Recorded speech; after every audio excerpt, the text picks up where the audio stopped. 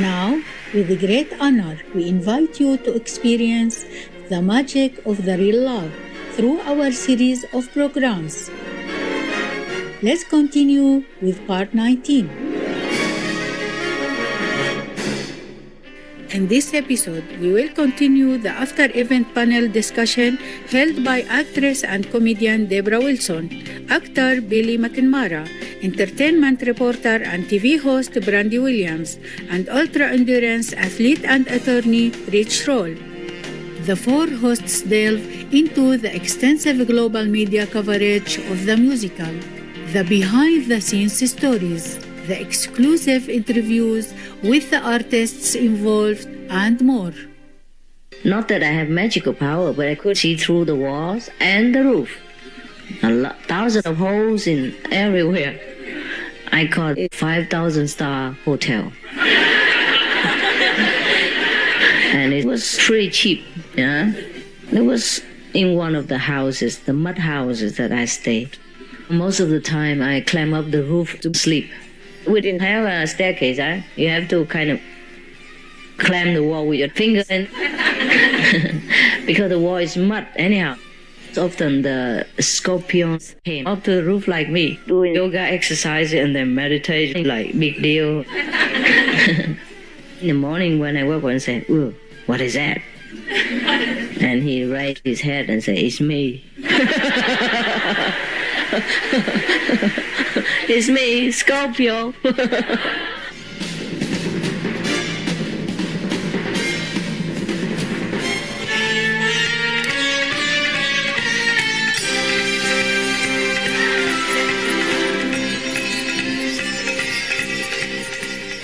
Before my ex-husband came, there was another friend who came. He brought there with the trend like survival into 24th centuries, things like that. With raw food, sprouts and wheat germs. And he said, "Oh, I don't have anywhere to go." So I said to him, "You can use my room until you have next room. I don't sleep here, and daytime I'm gone, and nighttime I sleep on the roof." Klaus, how can I make you understand what I mean when I say I absolutely adore you? And I'm going to keep sleeping on the roof. In any case, it will soon be time for me to be pressing on. My ex-husband went to India to find me. Meanwhile, he was miserable, and they tried to tell him that, you should not worry about your wife. You should worry about your soul, And at that time, he already knew that I was in Rishikesh. Yeah? So he said to them, my soul is in Rishikesh. And then the next morning, probably my ex-husband came. Okay? But I said to him, well, this is the last day of my 7 days retreat in the middle of the Ganges River. So would you please wait for me until the evening and I come back? But that day, I couldn't go by boat. There was so much wind and rain. The Ganges water became like an ocean. So I had to turn around and walk many miles upstream. It was about 7 o'clock or more when I reached my place. But my husband already gone. I found my friend. I recognized there was a movie camera that was belonged to me before I left him. And I said, "What was that?" He said, "Oh, he gave me this movie's camera. Your husband asked me, where do I stay? I say, I stay here." In your room. And sleep in your bed. Rolf? Here? When? Oh, just now. Well, where is he? No, he left. I sent him away. What? Okay, he left. He was pretty angry. But why? Because we're living together? That's ridiculous. Did you tell him the truth that I sleep on the roof and you're here temporarily until you find your own hut? Which way did he go, Klaus? That way. No, wait. That way.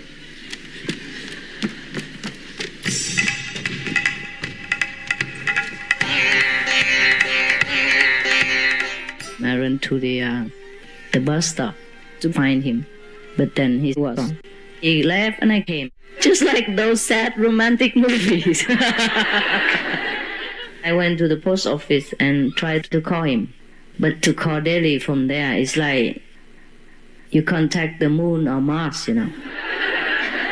Just hello, hello, and then whoop, cut. Finally, I got through the message. You misunderstood. Please come back immediately. Huh?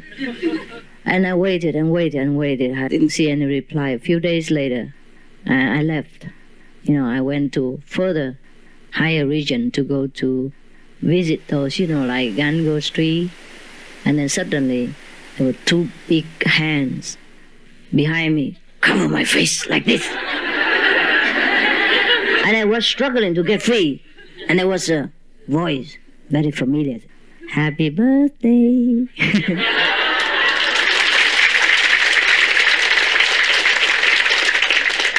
And I turned around, there he was, my husband. We had the same birthday. Yeah. So I said, okay, happy birthday to you.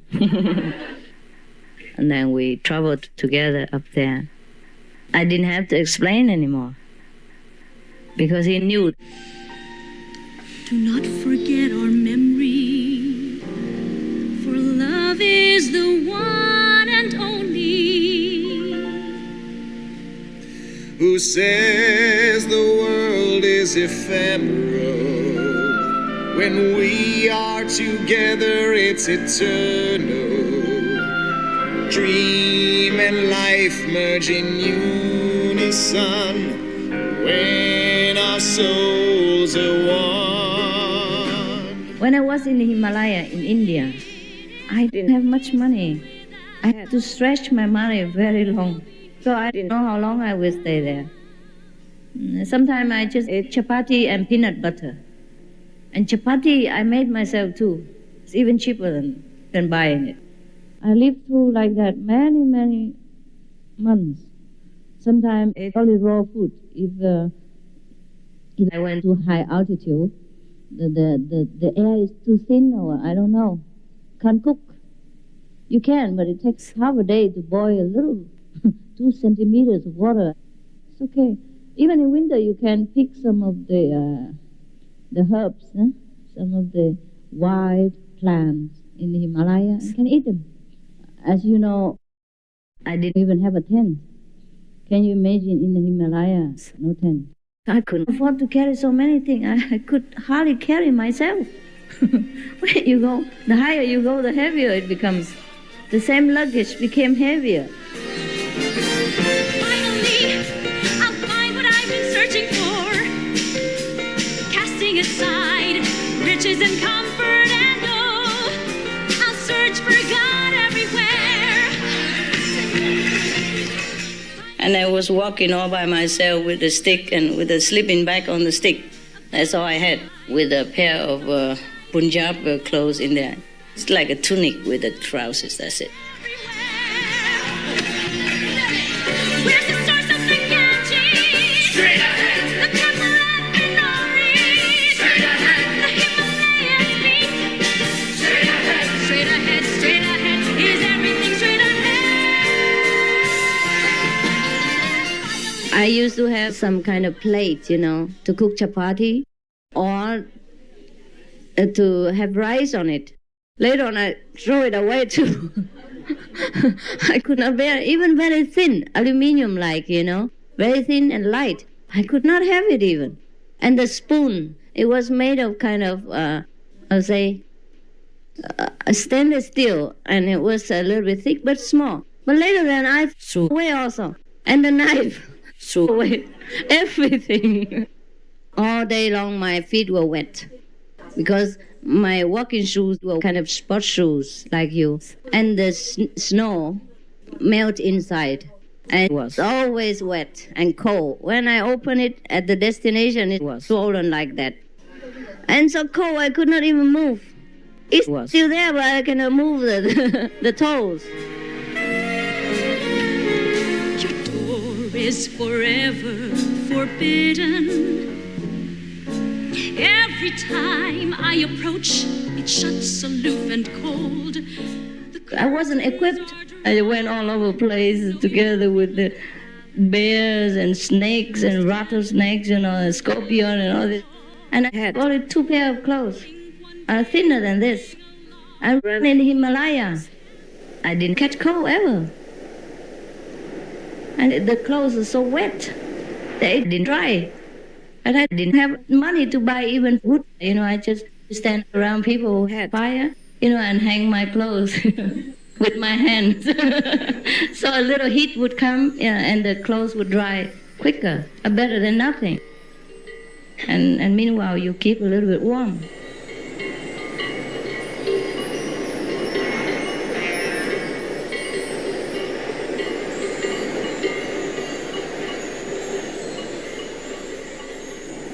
I would walk all over 11,000 feet high, 20,000 feet high, sometimes above sea level, just to see the master. Maybe not easy to find. Many people would die on the road because of the landslide, snowstorm, and road damage. Sometimes the whole bus just washed down together with the sudden flush of water or sudden fall of snow, from the mountain. Nobody survived. I went one time with the bus, and the mountain was collapsing in front of us, and then covered our bus. It was very chaotic, About 60 people on the bus, and already the stone falling down. Where can you go now? In front is stone, on top is stone, behind is stone, and under here is a deep cliff, huh? And if you run down there, you become sand, dust. Yes, you cannot even find your bones. Become dust. Truly, so deep, So where can you go now? Yeah, and everybody was panicking and tried to open the bus and run out. I say, if you run out, you die. Sit down and repeat your mantra. Pray to your master. Whoever it is. So everybody did that. And then suddenly the mountain landslide stopped. It's supposed to rushing down, and it just suddenly stopped. So everybody came and thanked me. I love to sit on the riverbank, listening to the sound of water and the birds. I love to sit on the riverbank, looking at the flowing water and hear the songs within. You make my life flowing like the river water. Then tomorrow we'll reach the seashore. I love to sit on the riverbank, remembering the tears in your eyes when you spoke of the suffering in this world. The lyrics are amazing. The melodies are just hauntingly beautiful. And I think they all capture what they need to capture. It's like Adam's song, that short little snippet with the nurses, they just meet for the first time. And it's like, of course you'd be dancing up and down. It's amazing. It's amazing to dedicate your life to the betterment of everything. We all have people in our lives that are selfless and helpers and this, but I've never met anybody like this. I've never, and I probably won't ever again. Everybody does what they can, and it's just that it seems to me with what I know is that she can and she does. Just for the sole purpose of this is what needs to be done. So it's amazing to me that she does what she does for so many people. I don't think there's accidents in the world when it comes to meetings. Your personal universe or space or whatever is always calling out, and then the universe gives back. So I would just say that I feel very blessed because I think that's the only reason I got here. And I hope I can do it justice, do her words and her life justice. Then she sat down and was about to enjoy her newfound bliss. But suddenly she looked down, saw Brother's knees were still groveling in darkness. We had breakfast in Cancun, and she was lovely. Revered as a living deity, she is quite human and very charming, and she's nice to hang with, and I liked her. So seeing her on the film today, she was just delightful. How could she be anything else? She's a sweet, caring. She's the person we portrayed in the musical, and so everybody should know that.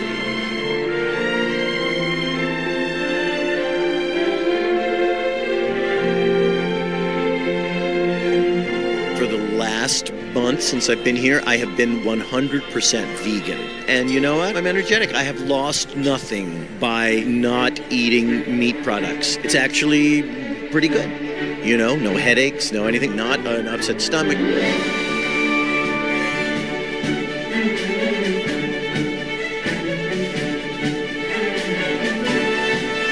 I got to play music by these incredible composers, and Doug orchestrated such a beautiful piece. I got to play the wood flute and the saxophone and the clarinet, and it was a thrill.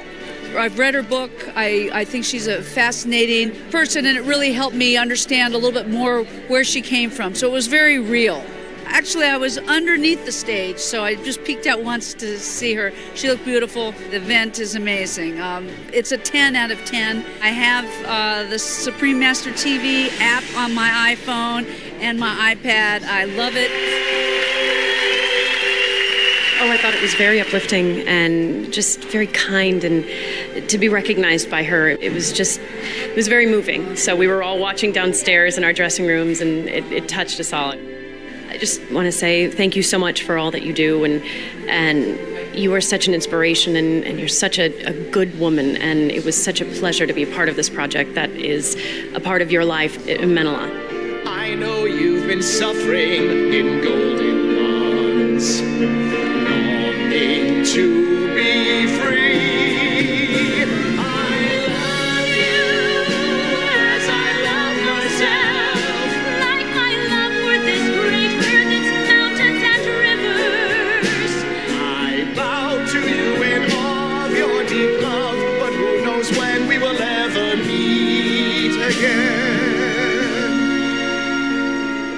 It was a great story. At the end, maybe we'll cross paths again, maybe not, but each person is on their own unique journey. The time we spent together, I will always treasure. Supreme Master, Ching Hai, thank you for the inspiration.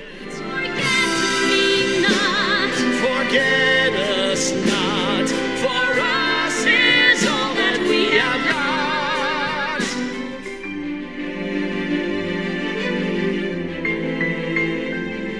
Peaceful viewers, we appreciate your company today for The Real Love, a musical that unites hearts. Part 19 of a multi-part series. Please join us again next Tuesday, August 3rd, for Part 20.